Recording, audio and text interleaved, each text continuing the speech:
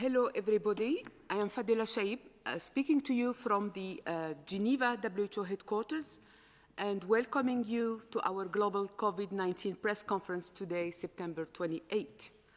Last week, we briefed you about the COVAX facility, part of the COVAX, the vaccines pillar of the access to COVID-19 tools, and the ACT Accelerator investment case. Today, the press briefing, we are going to talk how we can make sure that low and middle income countries can have access to COVID-19 diagnostic tests. Before we go deep in developing this important aspect, Dr. Tedros, the Director General of WHO, will address you first. Then we will hear from our guest speakers from FIND, Global Fund, UNITAID, and CDC Africa. Joining then Dr. Tedros are also in the room Dr. Mike Ryan, Executive Director, Health Emergencies, and Maria von Kerkhove, COVID-19 Technical Lead. Now I would like to hand over to Dr. Tedros for his opening remarks. Over to you, DG. Thank you, Fadila. Good morning, good afternoon, and good evening. Since the beginning of the pandemic, WHO has emphasized the vital importance of testing as part of a comprehensive strategy to control COVID-19 transmission. Within 2 weeks of WHO learning of the first case of the novel coronavirus, China shared the genetic sequences with WHO and the wider world. Working with our partner lab in Germany, Charité University, we then published the first instructions on how to build a validated PCR test for COVID-19. By the third week of January, WHO had contracted the manufacturer of PCR reagents for COVID-19. And by the late January, WHO began shipping PCR tests to over 150 labs around the world, enabling countries to identify and trace the virus. At the same time, we began working with partners to develop simpler, faster tests for use anywhere around the world to diagnose COVID-19. Last week, we reached an important milestone in which WHO issued the first emergency use listing for a quality antigen-based rapid diagnostic test, and we expect other rapid tests to follow. Today, I have good news. I'm pleased to announce that thanks to an agreement between WHO and partners here today and others, a substantial proportion of these rapid tests, 120 million, will be made available to low and middle income countries. These tests provide reliable results in approximately 15 to 30 minutes, rather than hours or days at a lower price with less sophisticated equipment. This will enable the expansion of testing, particularly in hard-to-reach areas that do not have lab facilities or enough trained health workers to carry out PCR tests. This is a vital addition to their testing capacity and especially important in areas of high transmission. Volume guarantee agreements have been developed between two manufacturers and the Bill and Melinda Gates Foundation, which will make 120 million of these new highly portable and easy-to-use rapid diagnostic tests available over a period of 6 months. Currently, they are priced at a maximum of $5 per unit. These are already substantially cheaper than PCR tests, and we expect the price to come down. The quicker COVID-19 can be diagnosed, the quicker action can be taken to treat and isolate those with the virus and trace their contacts. We have an agreement, we have seed funding, and now we need the full amount of funds to buy these tests. Over the weekend, my friend Boris Johnson, the Prime Minister of the United Kingdom, announced new funding for both WHO and COVAX, which is the vaccines arm of the ACT Accelerator. Together, the world has to raise an additional $35 billion for the ACT Accelerator. But this represents a great deal for countries in the context of the trillions of dollars they're currently spending on stimulus to keep economies afloat. If we act together, we will win together. To tell us more about today's breakthrough in diagnostics, I will now hand over to my sister, Dr. Katarina Bem, who is the CEO of FIND. Katarina.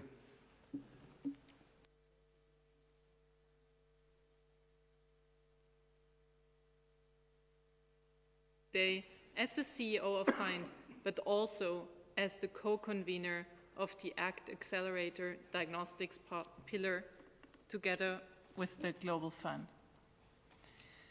As you've said, today is a major milestone, not just for the ACT Accelerator, but we believe for the global response to COVID-19. Testing is at the forefront of the response. It is our first line of defense, critical for countries to track, trace, and isolate, to stop the spread of the virus and to ensure that we're not flying blind. The pandemic has exposed weaknesses in testing in health systems of all countries across the world. In low and middle income countries, however, it's vital that testing levels are dramatically increased with great urgency. There are over 30 partners in the ACT Accelerator Diagnostic pillar, and the package of interventions that we're sharing with you today is testament to the strength and breadth of the powers of our partnership. As Tedros said, we are announcing a comprehensive package to make available 120 million affordable, high-quality COVID-19 tests, antigen rapid diagnostic tests in low-middle-income countries. Let me now walk you through the four main components of this package. First of all, innovative new tests. Following the WHO policy guidance on antigen RDTs on the 11th of September, we now have two high-quality tests, which are the first in a series that are being developed and assessed by WHO for emergency use listing. These tests provide reliable results in just 15 minutes rather than hours or days and will enable expansion of testing, particularly in countries that do not have extensive laboratory capacity or trained health workers to implement molecular or PCR-based tests. So these antigen rapid diagnostic tests are a critical complement to these molecular and lab-based tools. Second, volume guarantees. Agreements have been signed between the Bill & Melinda Gates Foundation and two rapid diagnostic tests producers, Abbott and SD Biosensor, to make 120 million tests available at $5 for low-middle income countries over a period of 6 months.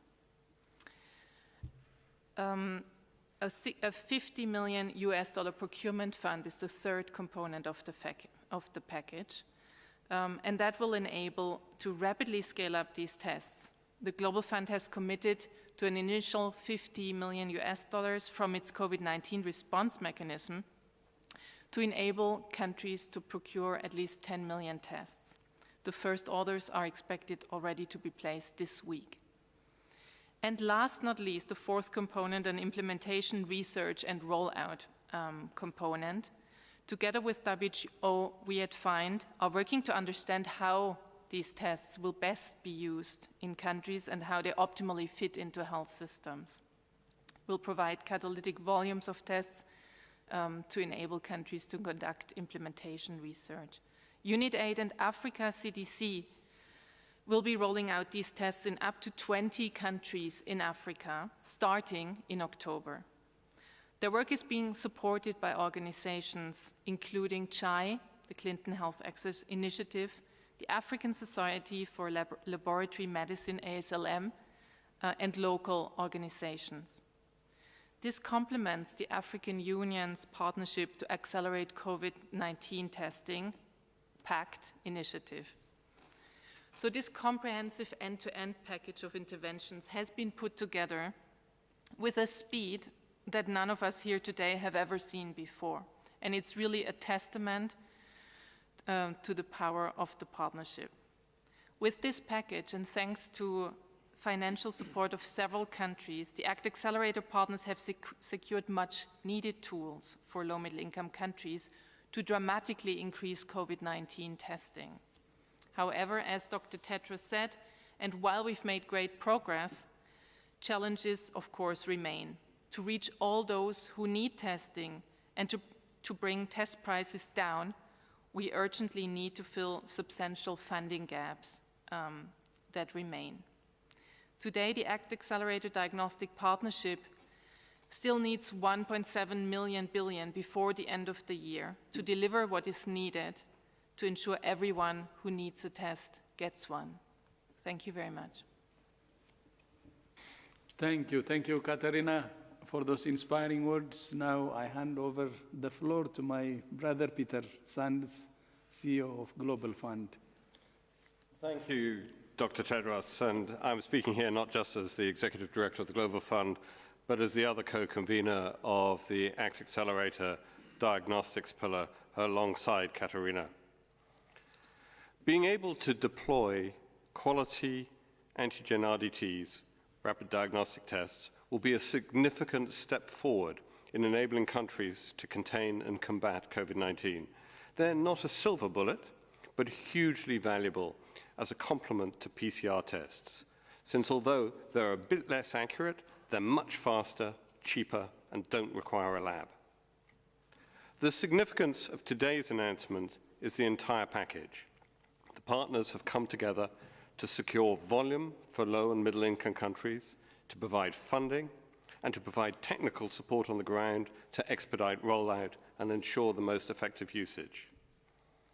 This will enable low and middle income countries to begin to close the dramatic gap in testing between rich and poor countries, and is thus a big step towards more equitable allocation of diagnostics.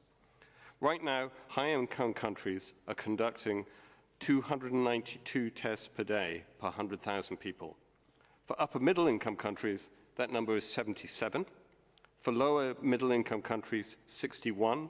And for low-income countries, 14. There are still challenges. Fully utilizing the volume guarantee for 120 million tests, and I'm sure you can do the maths, will require $600 million, which we don't yet have. And even 120 million tests over 6 months, while a massive increase over what has been available so far, represents a fraction of what is really required. If low and middle income countries were testing at the rate high income countries are testing right now, 120 million tests would be enough for less than 2 weeks. Moreover, with the emergence of these antigen RDTs, we are likely to see testing rates increase significantly in countries at every income level. The Global Fund anticipates using at least 50 million from our COVID-19 response mechanism to support countries in procuring these tests, as well as continuing to support countries in procuring PCR tests. We anticipate initiating the first orders this week. But our ability to continue to fund countries in purchasing these tests will be a function of the continued support we get from donors for our COVID-19 response. But the volume guarantees are not tied to any particular purchasing mechanism or source of funds. So we will be working with our partners in the Diagnostics Consortium to make access to these tests as easy as possible. For example, we'll let countries use our procurement platform to buy these tests where they have funding from other sources. It was Dr. Tedros who said early on in the crisis, test, test, test. Experience since then has, if anything, reinforced the central importance of testing to fight COVID-19. With today's announcement, we hope to give low and middle-income countries new testing tools that are an important step in enabling them to be even more effective in containing and combating the pandemic, saving lives, protecting communities, and enabling economies to restart.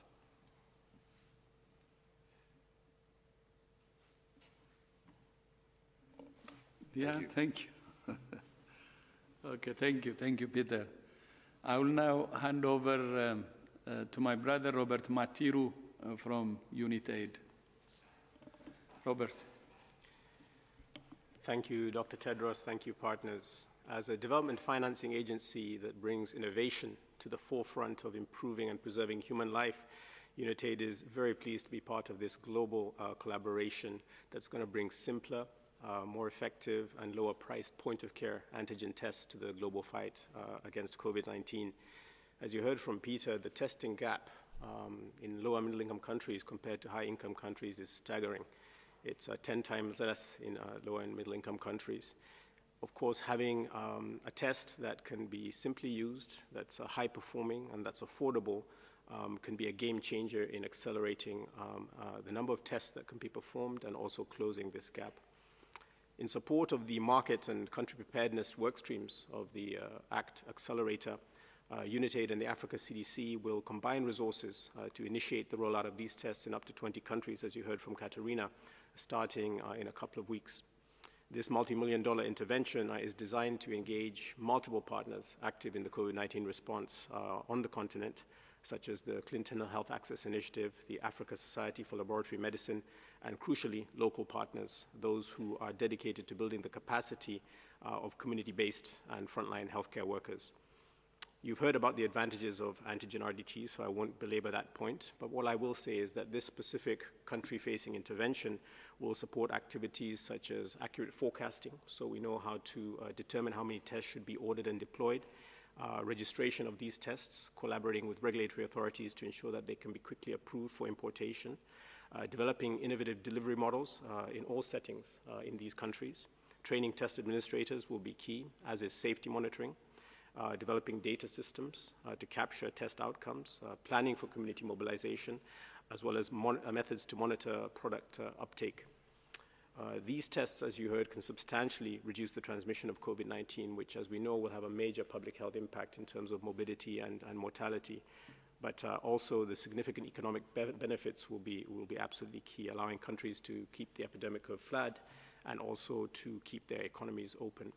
So we're very happy to be able to contribute to the objectives of the ACTA Diagnostics workstream, to collaborate with all the partners at this table and those that aren't, to make this a reality.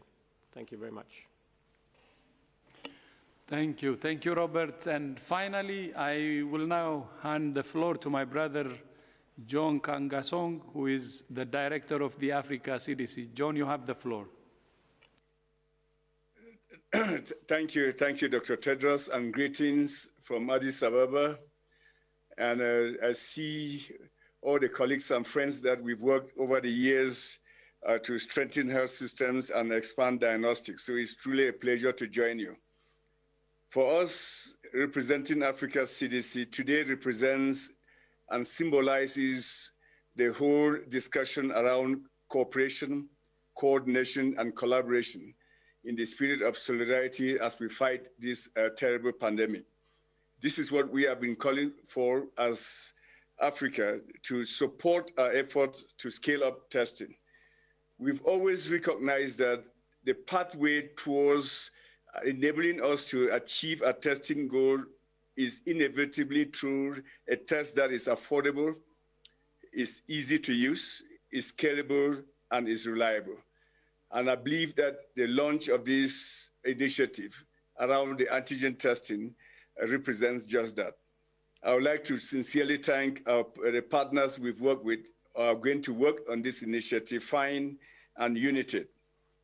As you are all aware, the continent, as we speak, has tested or has conducted just under 15 million tests. And it's not because the continent doesn't know how to test. It is essentially because the current tools that we have do not enable us to fulfill those four criteria. That is easy to use, affordable, scalable, and reliable. We have two initiatives that will immediately benefit from this announcement. First of all is the PACT initiative, as Catherine mentioned, the Partnership to Accelerate COVID Testing, which is underpinned by the need to test, to trace, and to treat. We've also just announced, as the African Union level, a campaign against COVID-19, which is really whose goal is to expand testing to ensure that we ease the lockdown of our economies in a very systematic and safe manner. So today's announcement, we believe, will be transformative in enabling us to reach these big initiatives that the continent is driving through the African Union. So I thank you for your partnership and cooperation and look forward to the implementation in the field. Thank you so much, John. Amasagnalo. So now, Fadila, back to you for the Q&A. Thank you, Dr. Tedros, and to our speakers. We will now open the floor to questions from members of the media. I remind you that you need to raise your hand and use the raise your hand icon in order to get in the queue to ask your questions, and also reminding you that this briefing is translated into the 6 UN official languages plus Portuguese and Hindi. Now I would like to give the floor to Lara Pinheiro from Globo, Brazil. Lara, can you hear me? Yes, can you hear me? Yeah, very well. Please ask your question. Go ahead.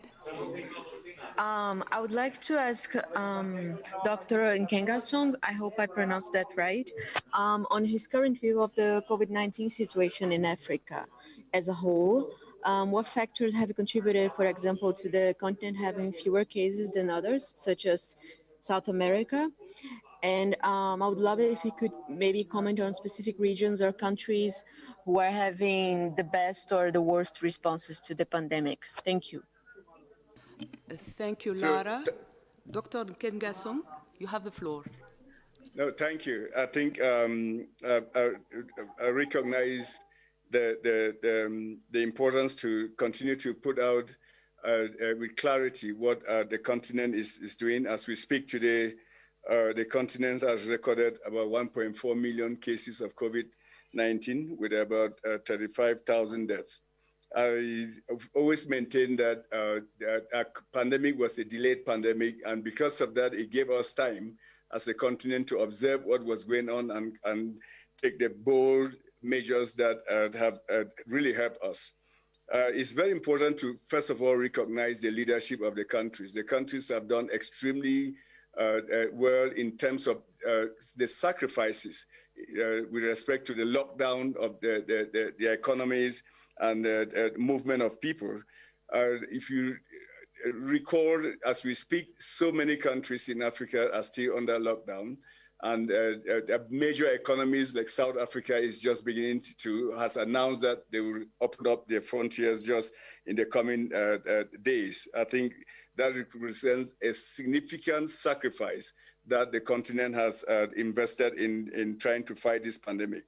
The second thing we have to always recognize is that our demographic structure of the continent is very different from the demographic structure in the Western world, and that has also, to a large extent, played in our favor.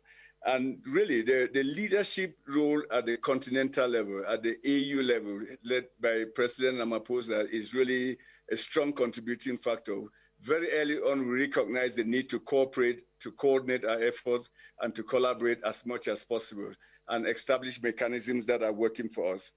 Having said that, we are very cautious to say, and be very clear that we are not yet out of the wood. We are seeing a tendency towards a decrease over the last couple of weeks, but that doesn't represent victory. That we need to scale up the tools that we are discussing here today, that is the testing, the public health measures that we all know in order to continue to battle this pandemic on the continent. So there is absolutely no room for complacency on the continent. Thank you. Thank you, Dr. Nkengasong. I would like now to ask Priti Patnaik to ask her question. Priti, can you hear me? Geneva Health Files. Priti? Yeah, can you hear me? Yes, yeah, go ahead, please.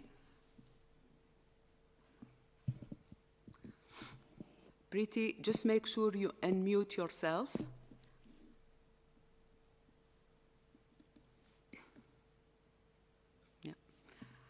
Does this work? Pretty? Yes. Go ahead, Yeah. please. Can you hear me now? Yeah. We Okay, can hear you. Yeah, sorry for this. I just wanted to ask, it's understood that of the overall tests that are going to be commissioned through the diagnostics pillar, that only 20% will be available for low and middle income countries. Can you confirm this? And if it means that the rest will be for high income and upper middle income countries? And will this help achieve equitable access? Thanks. Dr. Katarina Boimi maybe can take this question. Katarina, you have the floor. Thank you. Just a very brief answer to this. So indeed, this reflects 20% of the current manufacturing capacity of these two manufacturers. However, they're rapidly scaling up capacity. And so one of the important next steps is to make sure that we use these increased test numbers to ensure access for, or wider access for low-middle income countries. And of course also work on further price reduction. But indeed it's 20% that are covered through these volume guarantee agreements, and then 80% remain available for procurement outside of these volume guarantee agreements. Thank you. The next question is from Emma Farge, Reuters. Emma, can you hear me? Emma? Yes, I can. Apologies. I just was hoping to get a quick clarification, please, on the names of the producers of these diagnostic tests. Sorry, it was a bit quick for my ear. If you could repeat them slowly for us, thank you.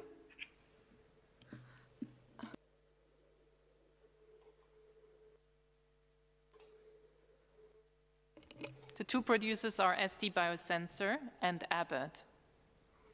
The Abbott test is called PanBio. Thank you, Dr. Boimi. Now I would like to give the floor to Jamie Keaton from Associated Press. Jamie, can you hear me? Yes, thank you for taking my question. I wanted to know if we could, how much seed money have you received already, and what do you expect to be the sources of the funding for the full program?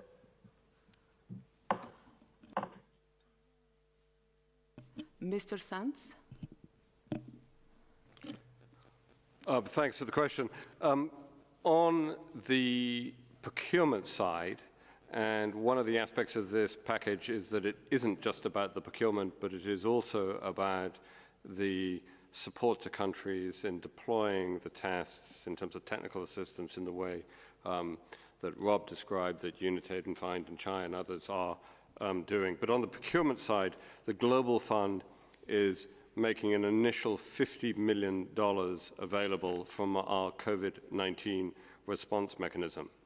We anticipate that funding for procurement of the tests under the volume guarantees will come from a variety of sources, including other partners in the diagnostic consortium, such as UNICEF, UNDP, the World Bank, PAHO, from countries' domestic resources, and we ourselves at the Global Fund would anticipate being able to provide further financial support as well. Thank you, Mr. Sands.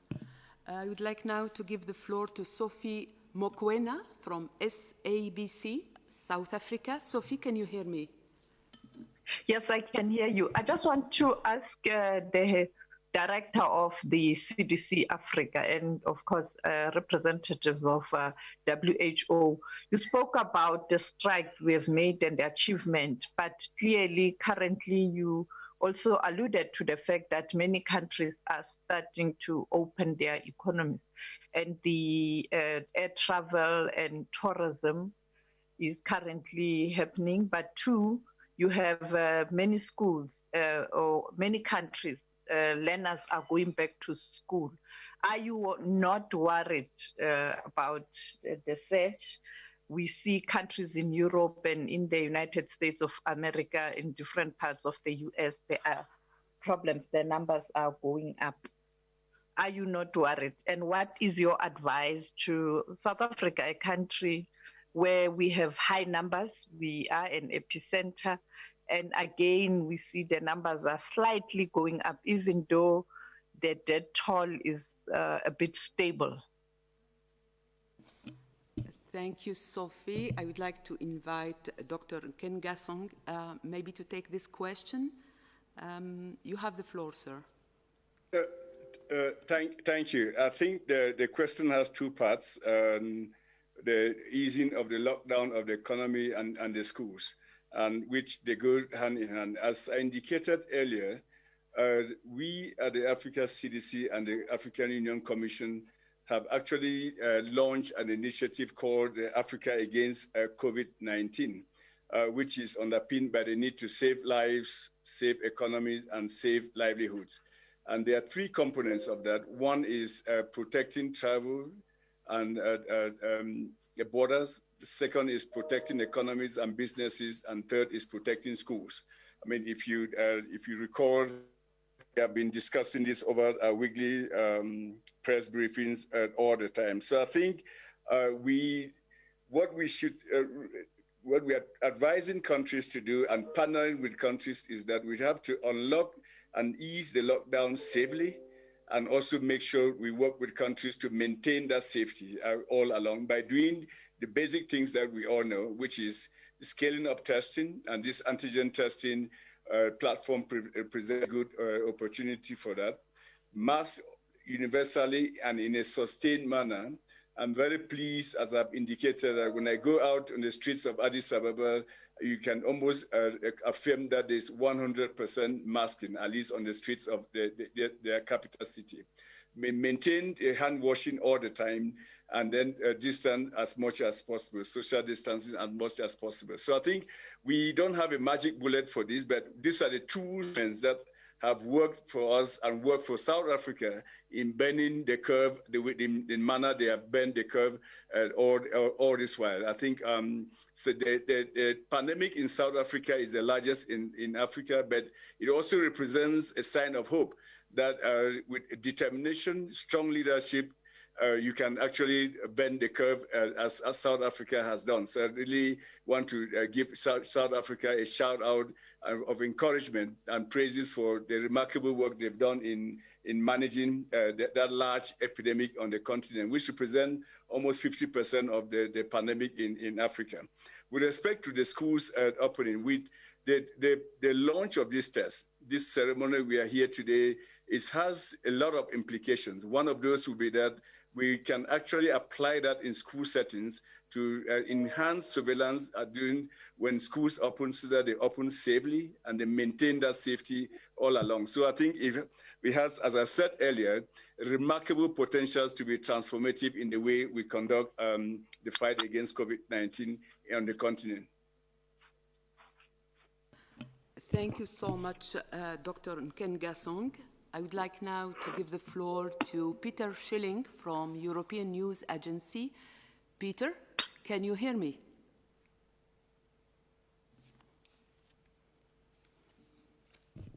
Peter, can you unmute yourself, please? Yes, now I've got the line. Can you hear me? Yeah, very well. Go ahead, please, Peter. Okay, thank you.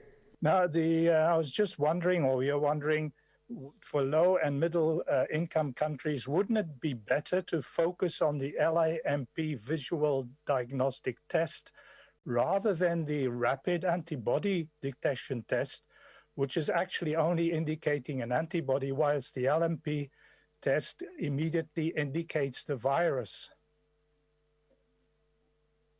Thank you, Peter. I would like to invite Dr. Katarina Bomi to take this question, please. Yeah, thank you. So I think you're referring to the LAMP test. That is a molecular test. So, you know, it's based on the amplification of RNA. And indeed, you know, a lot has been talked about that in the press over the last weeks. You know, however, that test is not as simple to use and also not comparable in terms of pricing to the current RDTs that we're speaking here about today. I would like to clarify that we're not announcing here volume guarantees for antibody rapid diagnostic tests, though, but we're speaking about tests that detect COVID-19 antigen.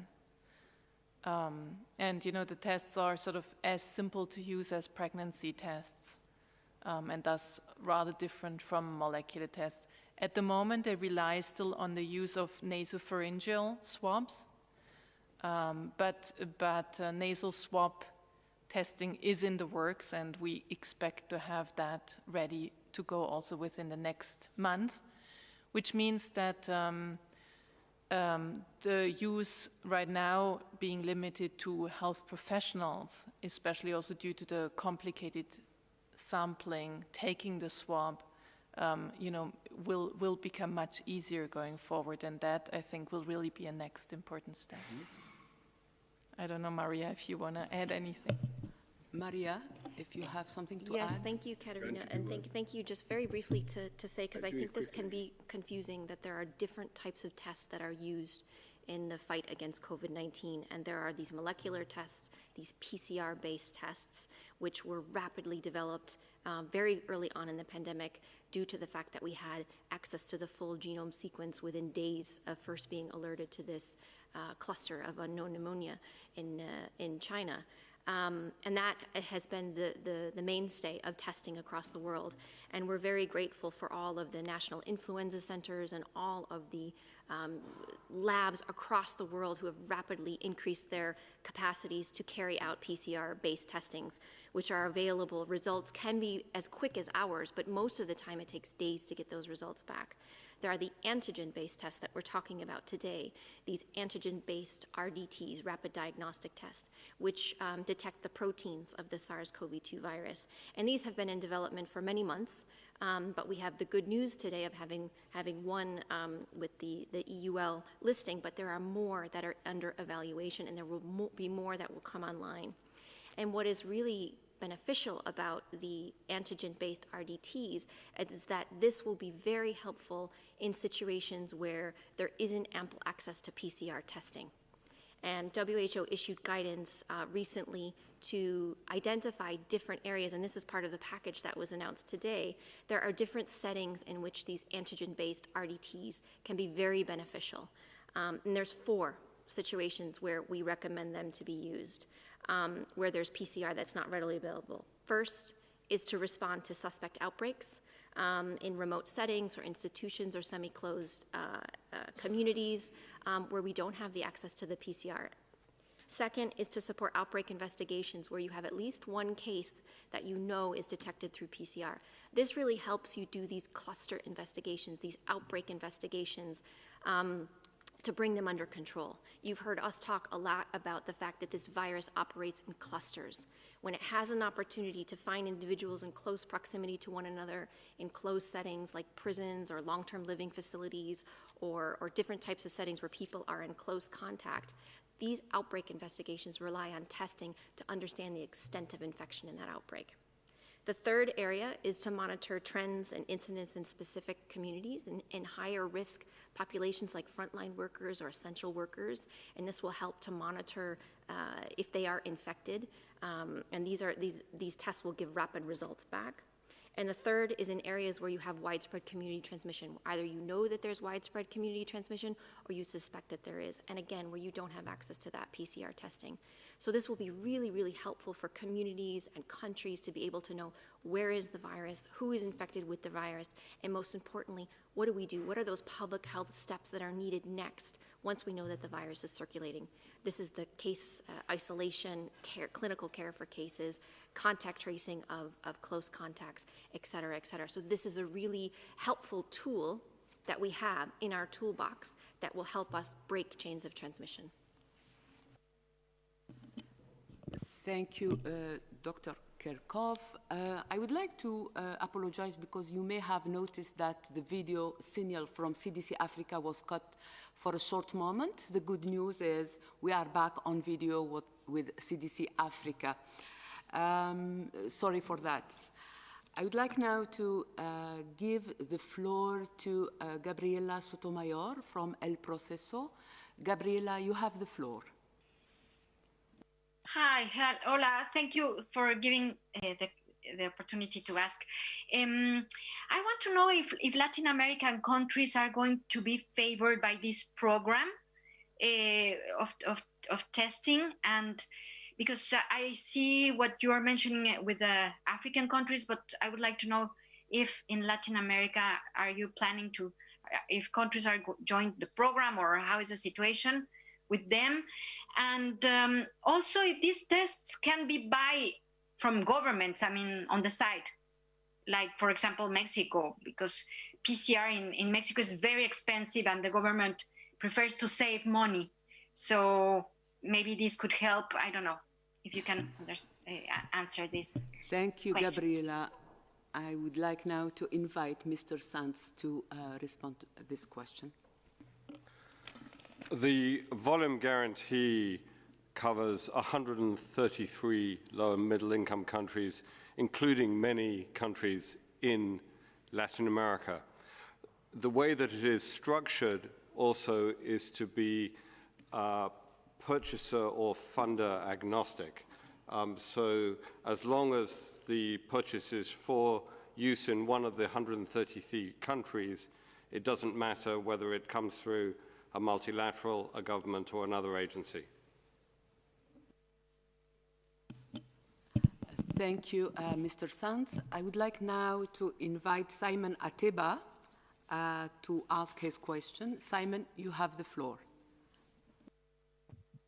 Thank you for taking my question. This is Simon Ateba from Today News Africa in Washington, D.C. And my question is to Dr. John Nkengasong, the director of the Africa CDC. Before I do, I would like to congratulate Dr. Tedros for being recognized last week by Time magazine as one of the most influential 100 people in 2020 for leading the fight against COVID-19 along WHO experts around the world. Congratulations, Dr. Tedros and the WHO team. Now, my question to Dr. Nkengasong. Last week, Johnson & Johnson here in the US announced that they will be conducting some clinical trial in South Africa. And we know that before then we had AstraZeneca and Oxford University clinical trials that were taking place in Africa. Can you give us an update on those two clinical trials, Johnson & Johnson and AstraZeneca and Oxford University? Thank you. Thank you, Simon. Dr. Nkengasong, do you want to take this question?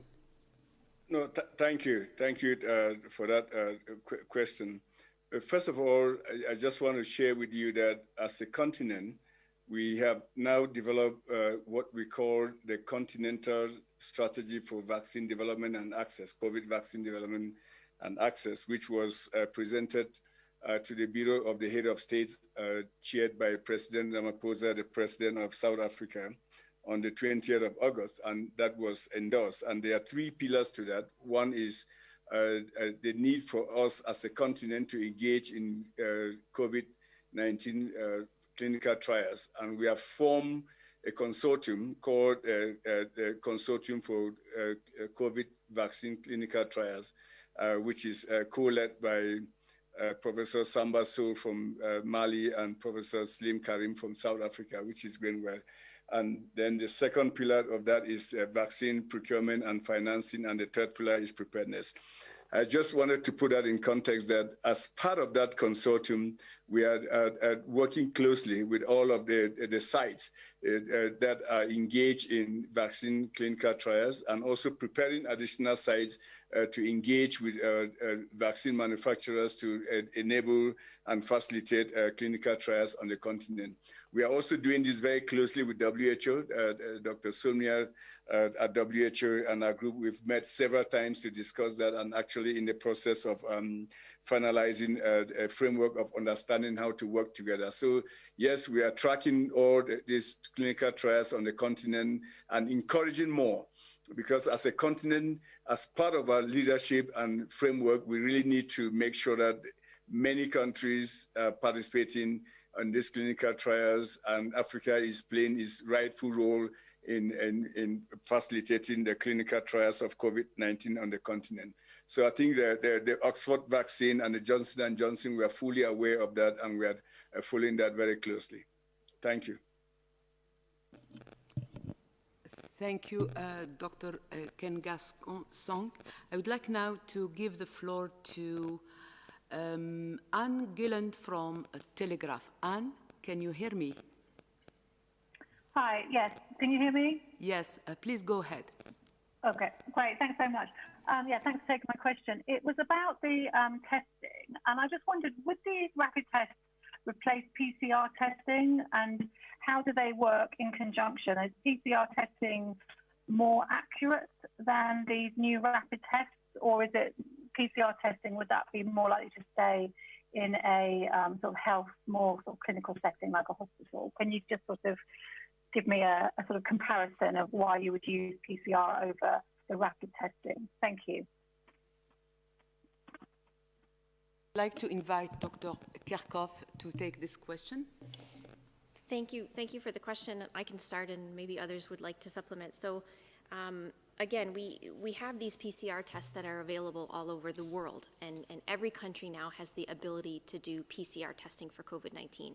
Again, we cannot overemphasize enough how incredible this is in this rapid increase in the ability of countries to, one, get access to this test, and two, to have the facilities and the work staff to be able to do that. So many countries are doing the PCR test. The challenge with PCR testing in many countries right now is the turnaround time. There's a cost issue because the antigen-based tests are cheaper, certainly, and they're faster. But for the PCR test, it does take some time in some countries to get those results back. They can be done in hours, but oftentimes the results come back in days. And that poses a challenge to control efforts in the actions that are necessary.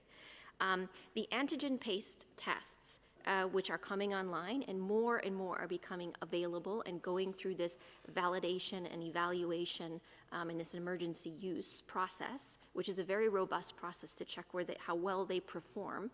Our understanding of the antigen-based tests, and Katerina, please come in on this because FIND has done a lot of this evaluation, is that they perform best when there's a lot of virus around in the community and when the person has the highest viral load and is the most infectious at the time during their infection.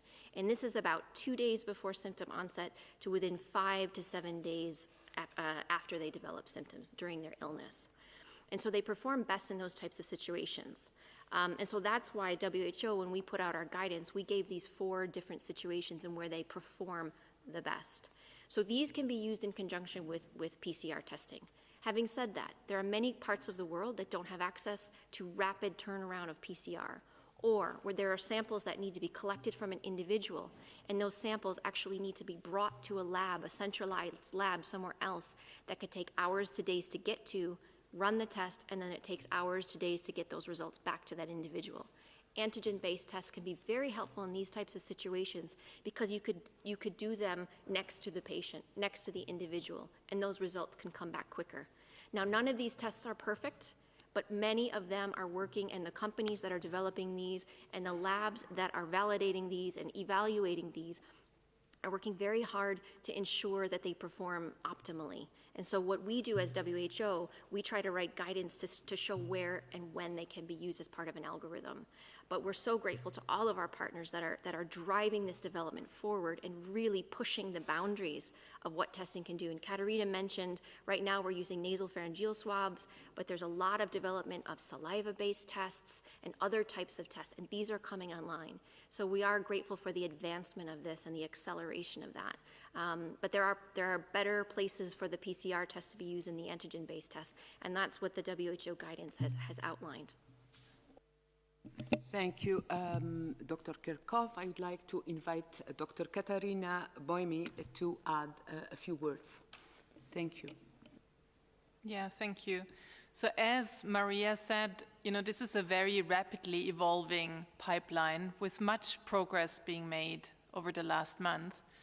And we were almost surprised to see in our multi-center evaluation studies that we work on with WHO, the relatively high performance of these antigen RDTs with a sensitivity in the population that Maria mentioned, with significant prevalence of COVID-19, we see a sensitivity of between 80 and over 90% and a specificity of 97 to 99%, which is a very decent accuracy. And just to restate that it is an important toolkit in our repertoire.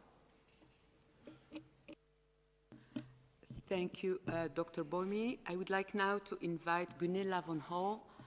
Gunilla, are you online? Gunilla?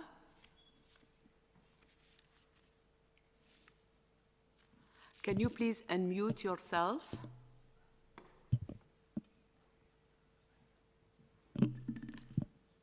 Gunilla, can you hear me? Yes, can you hear me? Yeah, very well. Go ahead, please. Sorry for that. Thanks for taking my question. My question concerns vaccines and development of vaccines. There have been some issues around phase 3 trials of AstraZeneca and Oxford University, as you are probably aware. 2 participants have developed adverse reactions. There's been a pause. Now the trial has been resumed in the UK, in South Africa, in Brazil, but not in the United States. And there's a lot of discussion around this in the US. So there seems to still be questions and a lack of clarity. And I'd like to know a little bit how concerned you are that these adverse reactions and possibly lack of information about cases in vaccine trials will lead to increased vaccine hesitancy, that people will actually not dare to take the vaccine once it's there. Thanks. Thank you, Gunilla. I would like to invite Dr. Simao to take this question. Dr. Simao, you have the floor. Let me start, and then maybe Maria can complement. I think it's very important in the stage we're in, where we have 10 candidates, vaccine candidates at phase 3. It's very, very important to highlight that there's no cutting corners at this stage. When you go to phase 3, you need to finalize phase 3, and then you need to be assessed by a regulatory authority before the product comes into the market. So it's just that these times we are living now, these results come publicly more easily. So because it's very common that trials are stopped for a while, and any suspect adverse events are identified or are investigated properly. So what we are seeing right now is the fact that there is a lot of scrutiny and there's a lot of responsibility from the companies in the case of AstraZeneca to act responsibly and stop the trial, do the necessary investigation, and then the trial was assessed by the different national regulatory authorities in the countries where it's been, because it's a multi-country study, and it's gone back to finalize phase 3. And I'm saying this because it's at the time we're in, it's extremely important to say that we are not cutting corners, either on efficacy or related to safety. I don't know if Maria. Just to supplement on the part of the vaccine hesitancy, and I think as Mariangela has said, there is no cutting corners on safety. There is a very robust process that has been in place, that is in place for the development of a safe and effective vaccine. WHO, with our partners, we are working with communities, we are working with different groups to try to increase understanding of vaccines. What are vaccines? What do they do? What don't they do? And really importantly right now, about this process. the consistency and the message about the development of these vaccines is really quite critical, because there are so many that are in development. And again, the more vaccines that we have in development, the more opportunities we have for success. But that doesn't mean we cut corners on safety and efficacy. And so it's really important that we reach out to different communities and understand what is the hesitancy. Even though we don't have a vaccine yet for COVID-19, how can we work together with communities to increase understanding, increase awareness, increase knowing why there may be some hesitancy already, to try to work through that. And that is something that has been in development for the past several months already, and we will continue to do that. Thank you. I believe we will take the last question from Kilyu from Xinhua. Can you hear me? Hello? Can you hear me? Yes, very well. Go ahead, please. Oh, thank you for taking my question. Good afternoon. My question is about the numbers. The global death toll of COVID-19 is exceeding 1 million, which is out of question, reflecting how serious this pandemic has been. But we also noticed that there may be some variance in the definition of death cases caused by COVID in different countries, like in the US. The US has topped the death case list, but some deaths of which the major cause may not have been COVID-19, but other underlying diseases or even accidents. And those deaths in the US may have been also be tallied as victims of COVID, which means that in some countries may have had a much broader definition of COVID-19 deaths. The question is, how's that fact going to affect the understanding of seriousness of the pandemic in some individual countries? Or does the WHO has a common or unified definition of COVID death cases when doing its own statistics? Thank you. Thank you, Kilyu. I would like to invite Dr. Mike Ryan to take your question. Dr. Ryan. Yeah, thank you, yes. I mean, WHO receives data from all over the world on a daily basis from all our member states, and we would like to, first of all, thank them for over 9 months for consistently sharing data with us. It's vitally important, and it's a difficult task when you're under pressure yourself at national level to continue to feed the international team on this. Secondly, we collect information on confirmed cases of COVID-19. There are other ways then of looking at all-cause mortality or excess mortality. We don't count excess mortality in those numbers you see every day. And in fact, if anything, the numbers that are currently reported probably represent an underestimate of those individuals who have either contracted COVID-19 or who have died as a cause of it. There are situations in countries where countries require a form of death certification, and WHO has issued very detailed guidelines under ICD in order to assist countries with attributing cause of death to COVID when it comes to mortality statistics. I didn't quite get the thrust of your question, but I think just to reassure you that there are not people who are suffering from accidents been counted as COVID cases. And there are lots of different stories out there about things like that. I think you can probably find in any global surveillance system and in any national system exceptions and areas where things need to improve, and that is the case. When you count anything, you never count it perfectly. But I can assure you that the current numbers are likely an underestimate of the true toll of COVID rather than anything else. And maybe just while I have the floor and before the end, and I know John is online from Africa CDC, I think this is wonderful stride forward, and the partnership here, and the partnership has gone on for months and months, way back into January, and scrambling to get lab assays out with our colleagues in FIND and Charité in Germany, and that collaboration has blossomed every week on week into a diagnostics consortium, a procurement consortium, and then morphed into the ACT Accelerator. And I think it's got stronger and stronger under the leadership of the people who you see here today.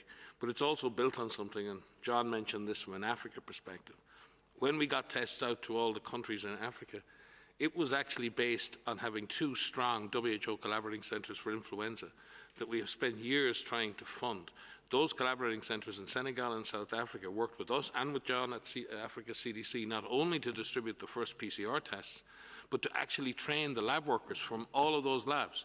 So to ensure that when the tests arrived, we had proper protocols for testing. And I think it demonstrates just the small amount of money that needs to be invested in preparedness and building lab capacity can then be amplified during a crisis. And we can then put the right software, in a sense, the software being the tests, with the hardware, which is the labs and the people who run them. And I do think it's an illustration of that, the absolute value of investing in the human and the physical infrastructure for laboratory diagnostics, and then how we can leverage that in a crisis with all of the wonderful work that the people and organizations represented here have carried out. And that was all done under the Global Influenza Surveillance and Response Network, a 70-year-old network that's been tracking respiratory viruses for 70 years.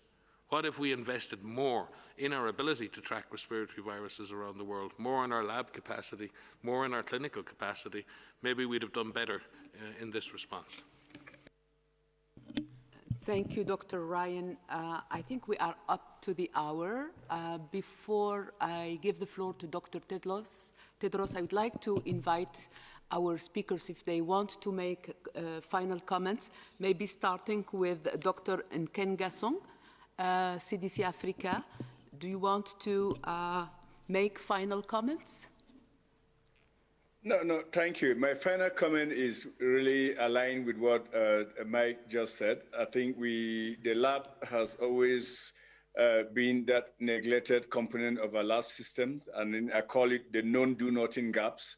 And it has taught us that we cannot continue to not pay maximum attention to it. I think we should learn from the lessons we've acquired over the last 9 months and really focus on strengthening our lab systems and diagnostics as a cornerstone for our preparedness and response. So I think Africa is looking forward to that dialogue going forward.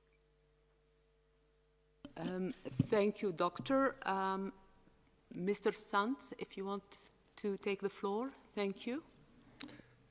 Just a couple of quick observations. Just building on Mike Ryan's point and John Nkengasong's, I do think diagnostics is a good example where investing in health systems is critical. And it wasn't just influenza, but it was also the instruments put in place for TB diagnosis, for HIV viral load testing and things that created the platform for rollout of PCR tests. And I hope that in the developments that we're seeing here today and the continued acceleration of testing capability across low and middle income countries, we'll be creating an infrastructure and set of capabilities that will go far beyond fighting COVID-19. The second point, very quickly, is I do think that what you're seeing here today is a demonstration of what the ACT Accelerator is all about, which is getting a diverse set of partners together to provide not just a product or a tool, but to ensure that there is access to that tool and that it is delivered in a way with appropriate guidance, with appropriate technical support and so on, that it can be used to maximum impact. And so it's quite a good demonstration of what I think the ACT Accelerator will be doing quite a lot of over the course of the next several months. Thank you. Up to you, Dr. Katarina Boime, if you want to give us some final words. Thank you. I think by now it's clear we will have to live with COVID-19 for a while. And I hope that we use the diagnostic tests that we have available to live better with it and to unleash the power of diagnosis. I also hope that we will build on the opportunities that arise from this crisis through building back better. And, Mike and Peter have said it. I think that entails and includes working on strengthening integrated and digitalized diagnostic and health systems that will enable us to respond better going forward. Thank you.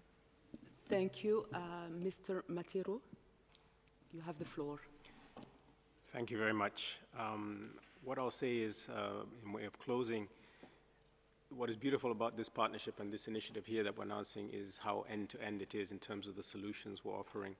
On the one hand, it's addressing innovation.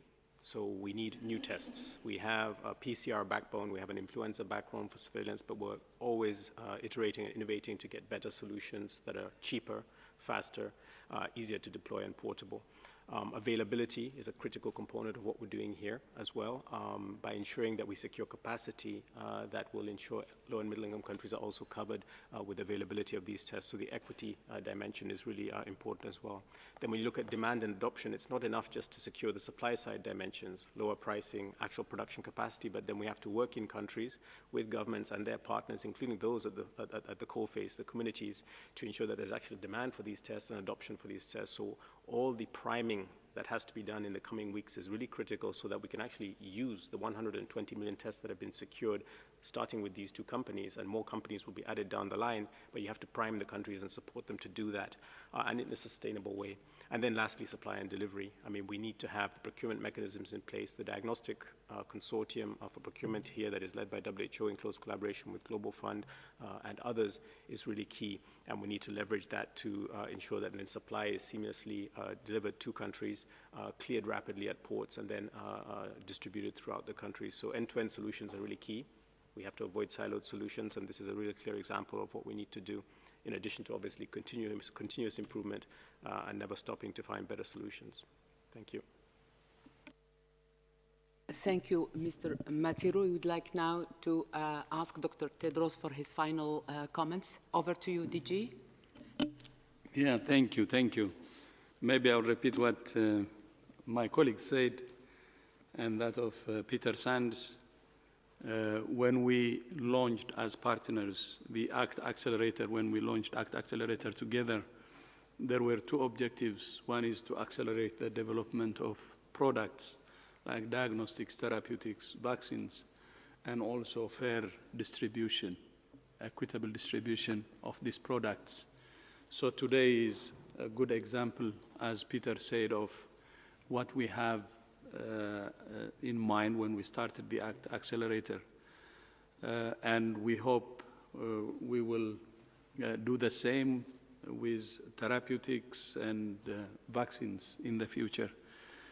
And the partners, from those you see today, we have FIND, Global Fund, UNITAID, Gavi, CEPI, the World Bank, Wellcome Trust, Gates Foundation, and I don't know if I forgot anyone.